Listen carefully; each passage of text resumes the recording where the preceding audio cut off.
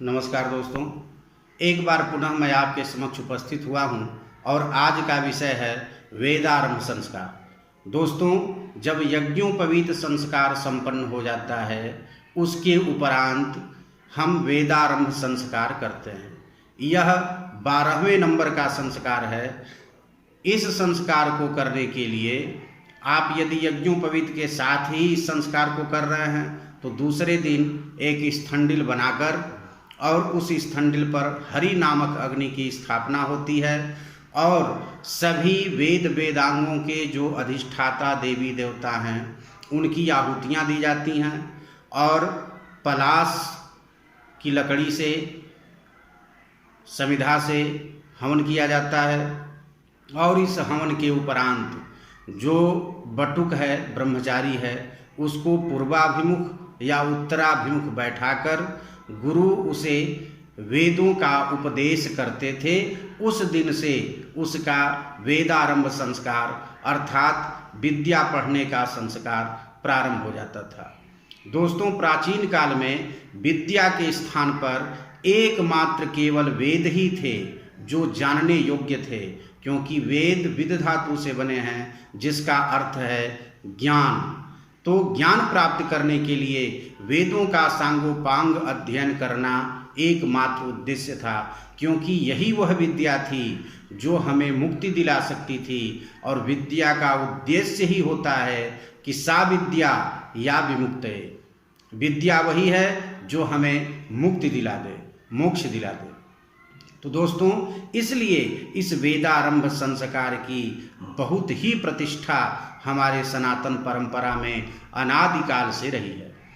हमारे जो जीवन के भाग हैं उनको 4 भागों में हमारे प्राचीन ऋषि महर्षियों ने बांटा है। पहला है ब्रह्मचर्य आश्रम, दूसरा है गृहस्थाश्रम, तीसरा है वानप्रस्थाश्रम और चौथा है संन्यास आश्रम। तो पहला जो आयु का 25 वर्ष है वह केवल विद्या ग्रहण करने के लिए ही होता था और दूसरा 26 से 50 वर्ष तक केवल और प्रचुर मात्रा में धन कमाने के लिए ही होता था और 51 से 75 वर्ष तक यह पुण्य कमाने के लिए यह भाग होता था। और यदि कहा शास्त्र में कि इन तीनों में आप अगर कुछ नहीं कर पाए तो चतुर्थे किम करिष्यति, चौथे में क्या करेंगे? प्रथमे नार्जितम विद्या, द्वितीये नार्जितम धनम, तृतीये नार्जितम पुण्यम, चतुर्थे किम करिष्यति। यदि पहले में कोई व्यक्ति विद्या प्राप्त नहीं करता है, दूसरी अवस्था में धन प्राप्त नहीं करता है, तीसरी अवस्था में वह दान पुण्य और धर्म नहीं कर पाता है, तो जब चौथी अवस्था आएगी अर्थात हम 75 के बाद क्या कर पाएंगे? हमारा अंग शिथिल हो जाता है, हम बेड पर पड़े रहते हैं, उस समय कुछ भी नहीं हो सकता है। इसलिए सभी आश्रमों का मूल जो है वह ब्रह्मचर्य आश्रम है। जिसका ब्रह्मचर्य आश्रम जितना ही मजबूत होगा उसका आगे का जो गृहस्थाश्रम है या वानप्रस्थाश्रम है या संन्यास आश्रम है वह उतना ही पुष्ट और मजबूत होता था। तो दोस्तों, इस प्रकार से वेदारंभ संस्कार करने के लिए बटुक उपस्थित होता था और उस समय 3 प्रकार के बटुक होते थे।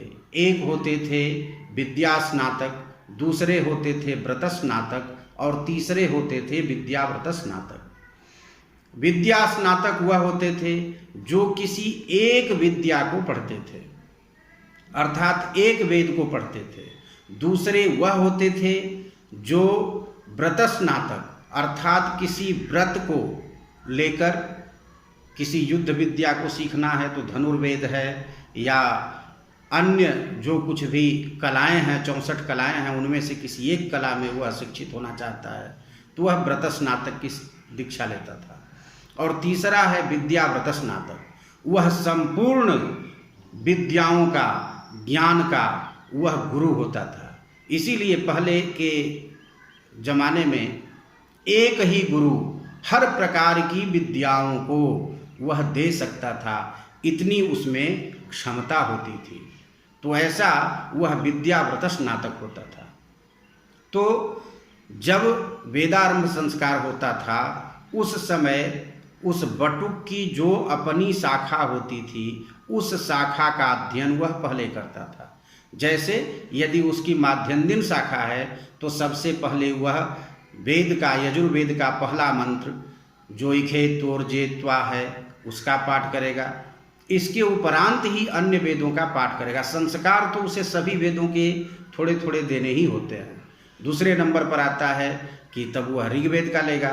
ऋग्वेद में अग्निमीणे पुरोहितम यज्ञश्च देव मृत्युजम होतारम रत्नधातमम, ये मंत्र एक एक मंत्र का केवल। फिर उसके बाद आ गया सामवेद, अग्न आया ही बीते गृणानो हव्यदाते निहोता सत्सिपरिषि। उसके बाद आता है अथर्ववेद, सन्नो देवीरभिष्टया आपो भवन्तु पीतये संजोरभिस्रवन्तु नः। ये पहले पहले मंत्र हैं, इनका उसे ज्ञान कराते थे। इसके उपरांत जो सूत्र ग्रंथ हैं अथा तो ब्रह्म जिज्ञासा इत्यादि, इन सूत्र ग्रंथों का भी गुरु पाठ कराते थे।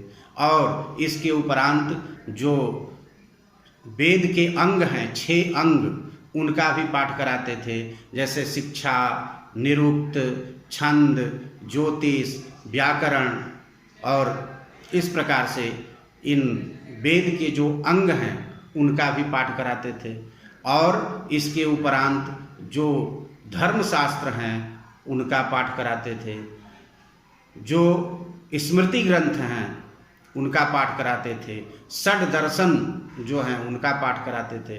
तो इस प्रकार से उस विद्यार्थी का वेदारंभ संस्कार, माने सभी मंत्रों की थोड़ी थोड़ी दीक्षा उसे लेनी होती थी और ये संस्कार उसके जीवन पर्यंत काम करते थे।